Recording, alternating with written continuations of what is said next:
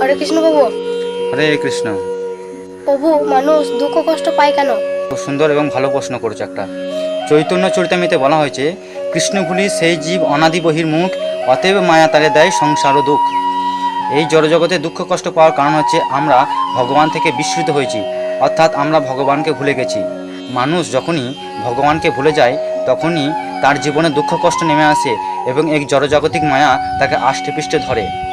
তাই আমরা যাই কিছু করি না কেন আমাদের ভগবানকে ভুললে চলবে না, কারণ ভগবানকে ভুললে কিন্তু আমাদের জীবনে দুঃখ কষ্ট এবং দুর্দশা নেমে আসবে। এই ভিডিওটি দেখার জন্য সকলকে অসংখ্য ধন্যবাদ। সকলকে হরে কৃষ্ণ। হরে কৃষ্ণ।